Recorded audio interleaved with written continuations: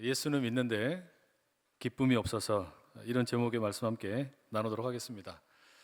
여러분, 지금까지 사시면서 가장 기뻤던 적이 언제이십니까?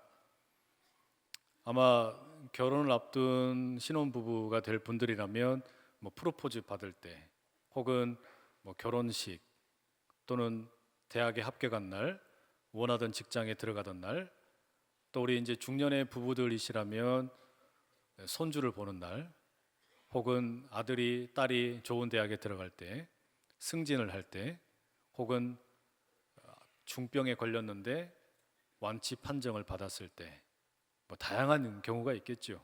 심지어 로또에 당첨된 때도 기쁜 때가 되겠죠. 아마 그것은 사람들마다 다를 겁니다. 그런데 이런 질문 한번 드려보고 싶습니다. 그렇게 뭔가 좋은 일이 있어서 기뻤는데 그 기쁨 얼마나 지속되시던가요?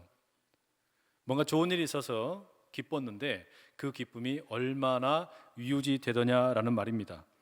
대학에 입학하고 프로포즈를 받고 병 고침을 받고 사업이 잘 되고 결혼하고 박사학위 받고 여러 가지 좋은 일이 있어서 기쁜데 그 기쁨 얼마나 지속되시던가요? 짐작하건대 오래가지 않으셨을 겁니다. 그리 오랫동안 지속되지 않고 기쁨이 사라져 버립니다. 정말 그런 것 같습니다. 우리 살다 보면 의외로 기쁨이 없이 살아가는 분들 참 많습니다. 결혼을 했는데 기쁨이 없습니다. 어렵게 회사에 들어갔는데 일하는 게 기쁘지가 않습니다. 힘들게 대학에 들어갔는데 대학 생활이 기쁘지가 않습니다. 야심차게 사업의 문을 활짝 열었는데 잘 돼도 기쁘지 않고 잘 되지 않아도 기쁘지 않습니다. 왜 그렇게 됐을까요? 처음부터 그러지는 않았을 거란 말이죠. 처음에는 기뻤습니다. 참 좋았습니다. 그런데 시간이 지나면서 이 기쁨이라는 것이 썰물처럼 빠져나갔을 겁니다. 그렇게 시간이 지나게 되면 결혼 생활, 직장 생활, 학교 생활, 또는 기업 경영, 기쁨 없이도 할 수 있습니다. 그저 의무감으로 어쩔 수 없이 하게 되는 경우들이 종종 있다라는 말입니다. 이런 기쁨의 썰물 현상은 신앙생활이라고 예외가 아니죠. 몇 주 전에 권사님 한 분이 저에게 책을 선물로 주셨습니다. 그 책 제목이 참 눈길을 사로잡았습니다. 예수는 믿는데 기쁨이 없어서. 오늘 설교의 제목입니다. 예수는 믿는데 기쁨이 없어서. 그 설교 제목을 보면서 정말 그럴 수 있겠다, 그럴 수 있겠다라는 생각이 들었습니다. 예수를 믿기는 믿는데 기쁨이 없어서 고민이라는 겁니다. 예수를 믿기는 믿는데 기쁨이 없어서 답답하다는 겁니다. 정말로 그럴 수 있겠다는 생각이 들어요. 마태복음 13장에 보면 천국을 비유로 설명하시며 우리 주님께서 천국이 마치 밭에 감추인 보화와 같다라고 말합니다. 그게 예수 처음 믿었을 때 기쁨 아닙니까? 예수님 처음 만나서 구원받은 백성이 되는 기쁨, 죄 사함의 용서를 받는 기쁨, 마치 밭에 감추인 보화를 발견한 기쁨에 비할 수 있습니다.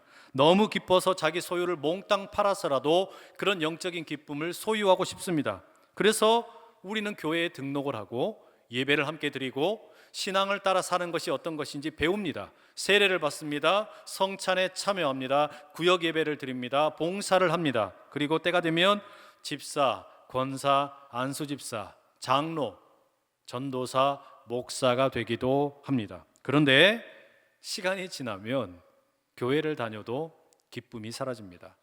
예수를 믿는데 기쁘지 않을 때가 있더라라는 말입니다. 어쩌면 오늘날 한국 교회의 가장 심각한 질병 중에 하나가 뭐냐면 교회를 다니는 게 기쁘지 않은 일입니다. 교회를 다니는데 기쁨을 잃어버린 성도들이 너무 많습니다. 봉사는 하는데 기쁨이 없습니다. 헌신은 하는데 기쁨이 없습니다. 예배를 드리는데 기쁨이 없습니다. 의무감으로 합니다. 어쩔 수 없이 하는 경우가 참 많습니다. 여러분, 정말로 그런 것 같지 않습니까? 기쁨이 없어도 신앙생활할 수 있습니다. 기쁨이 없어도 예수 믿을 수 있습니다. 기쁨이 없어도 결혼생활, 학교생활, 일터생활, 기업 경영 하는데 아무런 문제가 없는 것 같습니다. 그런데 진지하게 물어봐야 됩니다. 정말 괜찮을까요? 정말 괜찮을까요? 기쁨 없이 예수 믿고 결혼생활하고 자녀들 돌보고 학교 다니고 일하는 거, 여러분 정말 괜찮을까요?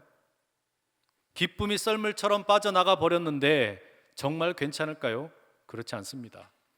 기쁨이 빠져나가 버리면 결국 어떤 것도 지속될 수가 없습니다. 기쁨을 잃어버리게 되면 이 세상에서 우리가 계속해서 할 수 있는 일이라고는 단 하나도 없다라는 말입니다. 그러니 우리는 날마다 우리 내면의 통장을 잔고를 확인해 봐야 됩니다. 은행에 있는 통장이 아닙니다. 내면에 들어있는 기쁨의 통장 잔고입니다.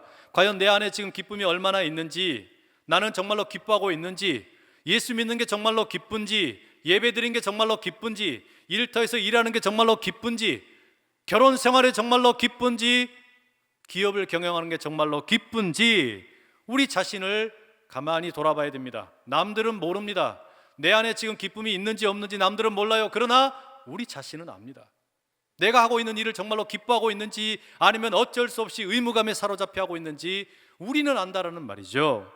결혼 생활의 기쁨, 학교 생활의 기쁨, 직장 생활의 기쁨, 그리고 무엇보다 예수 믿는 기쁨, 여러분 마음속 통장에 그 기쁨 얼마나 채워져 계십니까? 오늘 본문에 보면 바로 그런 기쁨을 잃어버린 두 명의 사람이 나옵니다.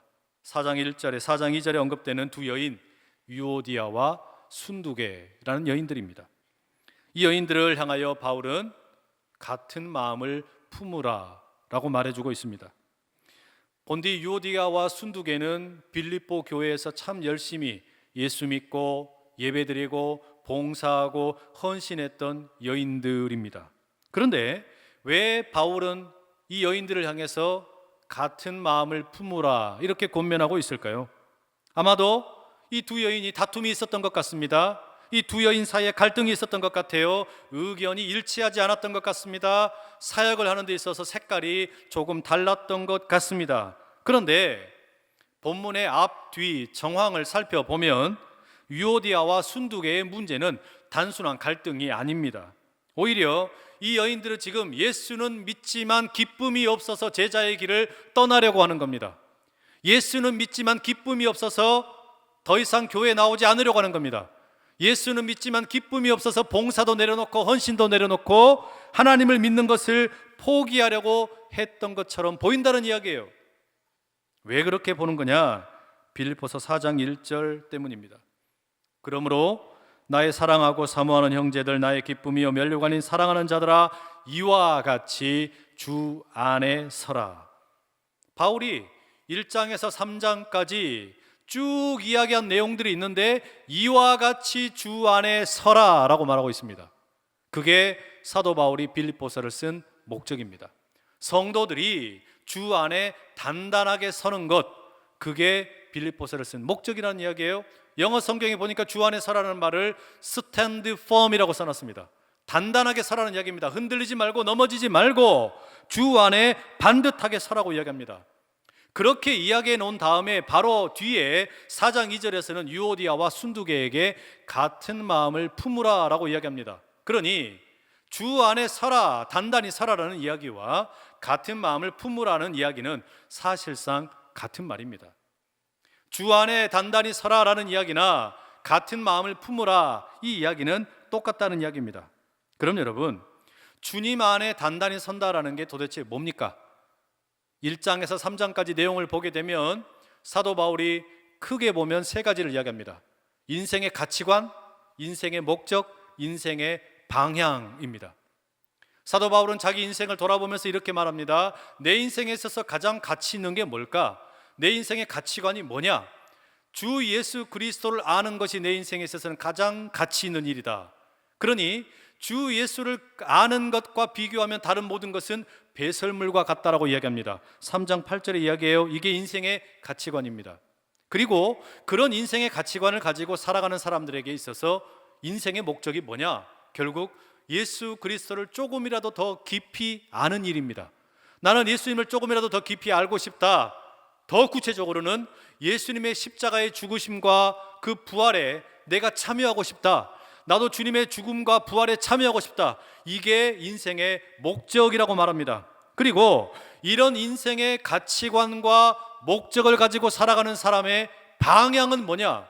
우리가 잘 아는 말씀 14절에 보면 표대를 향하여 달려간다.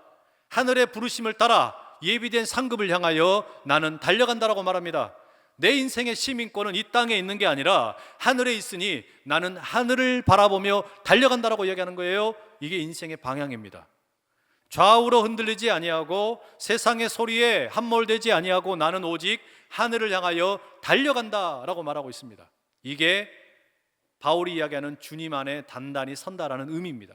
인생의 가치관, 인생의 목적, 인생의 방향이 이렇게 될 때 우리가 주 안에 단단히 서게 된다 말하고 있는 것입니다. 바로 그런 차원에서 유오디아와 순두계에게도 권면합니다. 같은 마음을 품어라 라고 말하고 있습니다. 같은 마음을 품어라. 여러분, 이것은 단순히 싸운 사람들 2명 보고 함께 화해하라는 이야기가 아니에요.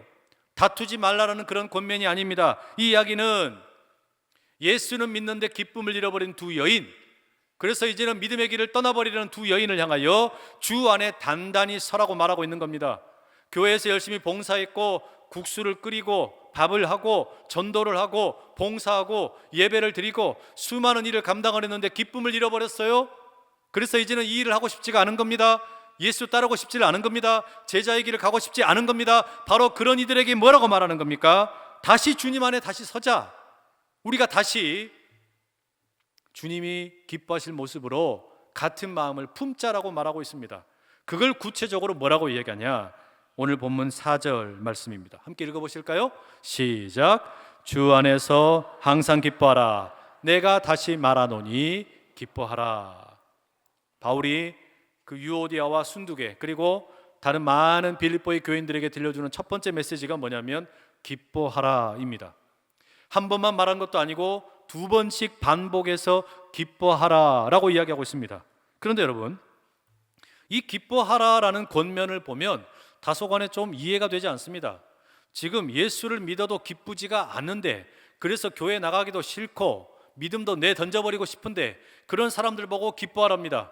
아니, 기뻐할 일이 없는데 어떻게 기뻐합니까? 말도 되지 않는 말이잖아요. 그런데 여러분, 그럼에도 불구하고 왜 바울이 기뻐하라고 했을까? 그 기뻐하라는 말 앞에 있는 주 안에서 항상이라는 이 2 단어를 주목해 볼 필요가 있어요.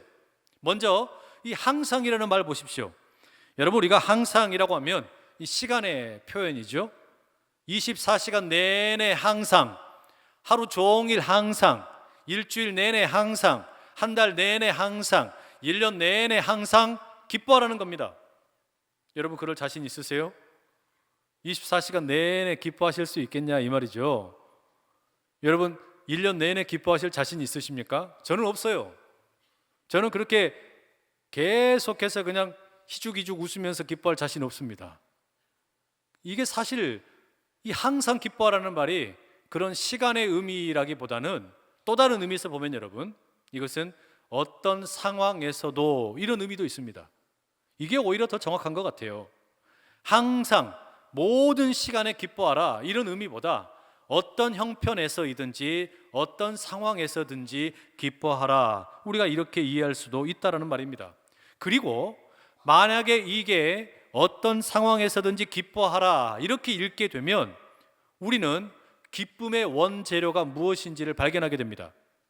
기뻐할 일이 있어서 기뻐하는 것은 누구나 하는 일이잖아요. 그건 누구나 다 할 수 있습니다. 그런데 어떤 상황에서도 기뻐하라라는 말의 의미는 기쁨의 원재료가 기뻐할 일이 아닐 때에도 기뻐하라는 거 아닙니까? 쉽게 이야기하면 기쁨의 원재료가 슬픔이나 고통이나 아픔이나 눈물이나 상한 마음일 때에도 기뻐하라는 이야기입니다. 그래서 시편 30편 5절에 보면 이런 표현이 있죠. 저녁에는 울음이 깃들일지라도 아침에는 기쁨이 오리로다. 저는 이 구절이 참 좋아요. 하루를 보내고 저녁 시간에 가만히 웅크리고 앉아 하루를 돌아보니까 울음밖에 날 게 없어요. 슬픕니다. 고통스럽습니다. 그런데 지금은 그럴지라도 아침에 눈을 뜨면 주님 다시 기쁨이 회복되게 해주세요. 이런 고백이 담긴 것 아닙니까? 그럼 여러분, 이게 무슨 말이냐? 사실 성경이 이야기하는 기쁨은 기쁜 일이 있어서 기뻐하라는 이야기가 아니에요. 슬픔이나 눈물 나는 일이나 고통이나 아픔이나 상처나 상한 마음, 그걸 가지고 기뻐하라는 겁니다. 기쁨의 원재료가 사실상 슬픔이라는 이야기입니다. 예를 들어 볼까요? 우리 부모님들께서는 자녀를 출산할 때, 오늘 입교하는 자녀들, 이 자녀들 낳으실 때 기뻐하셨어요? 아마 기뻐하셨을 겁니다. 근데 어떻게 기뻐하셨습니까? 아픔과 고통을 겪어서 그 기쁨을 맛보신 거 아닙니까? 저희 가정에 자녀가 둘이 있습니다. 큰 애가 딸이고 작은 애가 아들입니다. 그런데 제 아내가 이 출산에 재주가 없었어요. 이 분만을 잘 못하는 겁니다. 그래가지고 첫째, 둘째 낳을 때 두 번 다 난산이었습니다. 특히 두 번째 아들 낳을 때에는 이제 조금이라도 도와주자 이런 의미로 가족 분만을 신청했습니다. 그러면 이제 산모와 함께 남편도 들어가서 같이 지켜보는 것이죠. 그런데 아무리 기다려도 아이가 안 나옵니다. 어떤 집들은 뭐 들어가면 뭐 30분 만에 1시간 만에 뭐 순풍 잘 낳는다는데 제 아내는 그게 안 돼요. 나오지를 않는 겁니다. 그래가지고 이 간호사분들이 이제 좀 격앙됐습니다. 남편분 나가십시오 그러더라고요. 제가 쫓겨났어요. 그리고 저는 대기실에 있는데 듣자 하니까 막 비명 소리가 들리고 난리가 난 겁니다. 막 죽겠다 아이고 하면서 제 아내가 막 울어댑니다. 그리고 한참을 지나가지고 응애 하면서 아들이 태어난 거예요. 뒤늦게 이제 들어갔더니 그 탯줄을 잘라라고, 그래서 탯줄을 잘랐습니다. 너무 기쁘더라고요. 그 고통의 시간과 아픔의 시간을 지나서 그 기쁨 맛보는 거잖아요. 근데 제가 제 아내에게 물었습니다. 왜 그렇게 소리 많이 질렀냐? 도대체 안에서 무슨 일이 있었냐? 그랬더니 제 아내가 들려주는 이야기가 가관입니다. 애를 못 낳는다고 간호사분들이 제 아내 배 위에 올라타가지고, 여러분 그 여름에 더우실 때 쭈쭈 받으시잖아요. 짜서 먹잖아요 우리가. 그것처럼 아내 배를 막 짰다는 거예요. 나와라고, 아래로 내려가라고. 이 너무 누르니까 막 세게 짜니까 멍이 다 들었더라고요 배가. 그만큼 심하게 고통을 겪어서 얘를 낳은 겁니다. 여러분, 이게 기쁨이에요. 성경이 이야기하는 기쁨은 다 이런 겁니다. 기뻐할 일이 있어서 기뻐하는 게 아니라 슬픔과 눈물과 고통을 겪어서 기뻐하더라는 이야기입니다. 그러니 여러분, 하실 수만 있거든 여러분들의 그 슬픔이 기쁨 되실 수 있기를 축복합니다. 바로 그 마음을 가지고 이 사도 바울이 권면하는 겁니다. 유오디아와 순두계 두 분 뿐만 아니라 빌립보의 성도 여러분 모두 항상 기뻐하십시오. 어떤 상황에서든지 기뻐하십시오 외치고 있는 겁니다. 기뻐할 조건이 있어서가 아니라 기뻐할 수 없는 상황에서도, 슬픔 가운데서도, 눈물 가운데서도 기뻐할 수 있는 우리 모두 다 될 수 있기를 간절히 축복합니다. 또 하나 여러분, 이 기뻐하라라는 바울의 권면에 붙어있는 단어가 뭡니까? 주 안에서라는 말이죠. 주 안에서 항상 기뻐하라 이렇게 말하고 있습니다.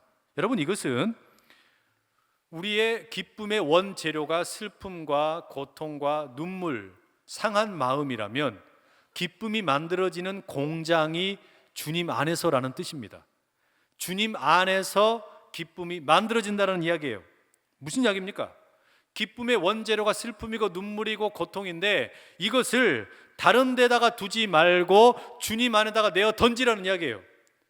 이 눈물을 주님 안에다가 던져 넣으면 거기에서 기쁨이 만들어진다는 이야기입니다. 시편 30편 11절 이렇게 이야기합니다. 주께서 나의 슬픔이 변하여 내게 춤이 되게 하시며 나의 베옷을 벗기고 기쁨으로 띠띠우셨나이다. 저는 이 말씀이 너무 좋아요. 주께서 나의 슬픔을 춤이 되게 하시고, 주께서 내가 입고 있는 이 베옷을 벗기시고 기쁨의 옷을 입히셨다는 이야기입니다. 주님께서 그런 일을 행하신다는 것이죠. 그러니 여러분, 우리 주님의 주특기가 뭡니까? 슬픔을 기쁨으로 바꾸는 일입니다. 이게 우리 주님의 주특기예요.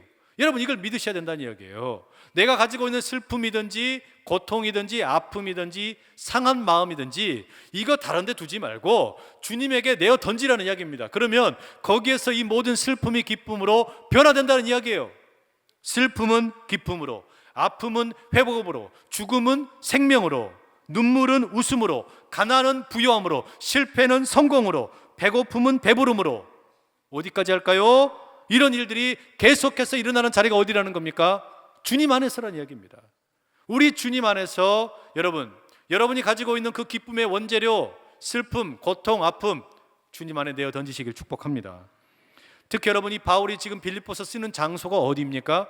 1장에 보면 바울이 지금 자기를 가리켜서 내가 매여 있다라고 말합니다. 묶여 있다는 이야기입니다. 감옥에 있다는 소리예요. 자기 자신이 지금 감옥에서 쓰고 있는데, 감옥에 갇혀서 이것을 쓰고 있는데 가장 많이 나오는 단어가 뭐냐? 기쁨이라는 단어입니다. 자기가 지금 감옥에 갇혀 있는데 제일 많이 사용하는 단어가 기쁨이에요. 이게 무슨 이야기겠습니까? 내가 지금 감옥에 갇혀 있는 게 아니라 주님 안에 있다고 말합니다.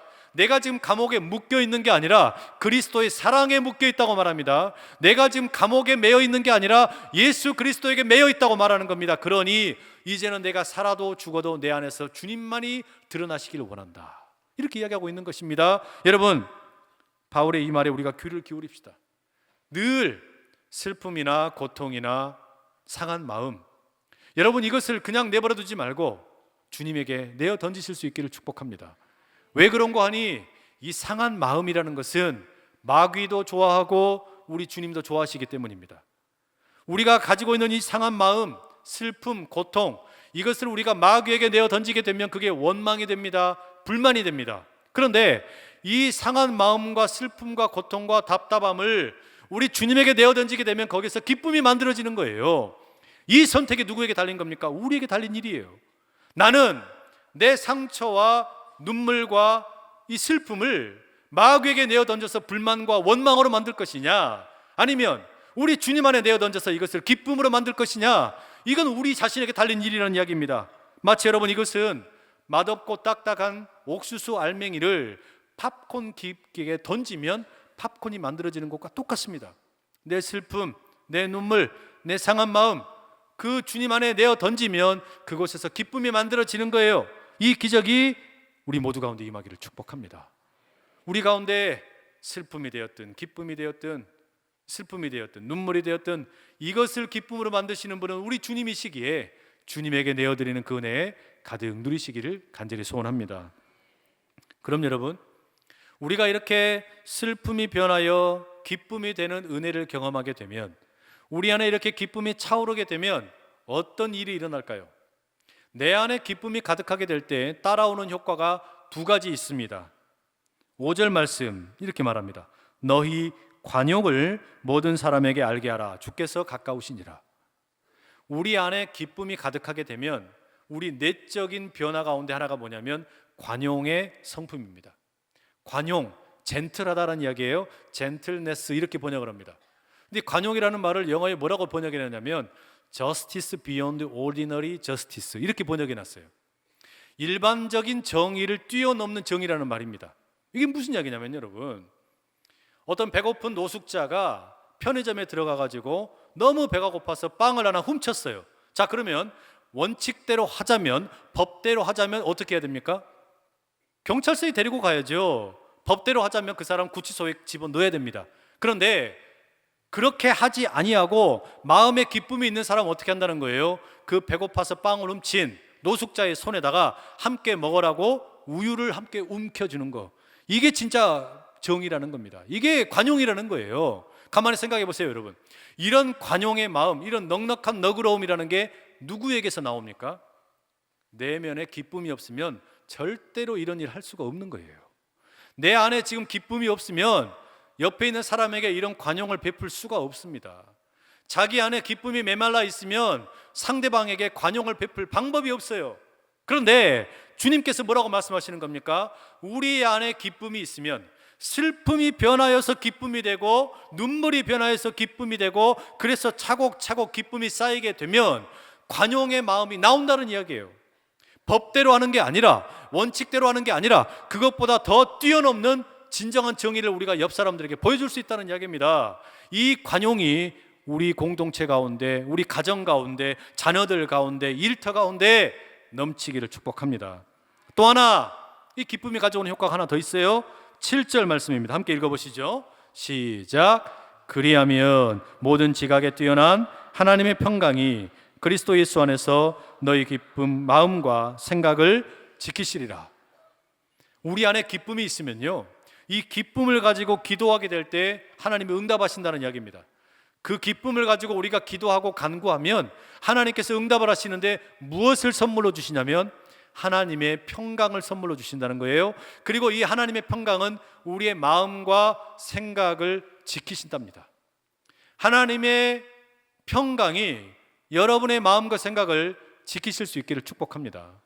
세상에 수많은 사람들이 이 마음이 무너져 가지고 생각이 깨어져 버려 가지고 얼마나 어려움을 겪습니까? 그런데 우리 마음에 기쁨이 있어서 기쁜 마음 가지고 하나님께 기도했더니 하나님께서 우리에게 주시는 선물이 영적인 효과가 뭐냐?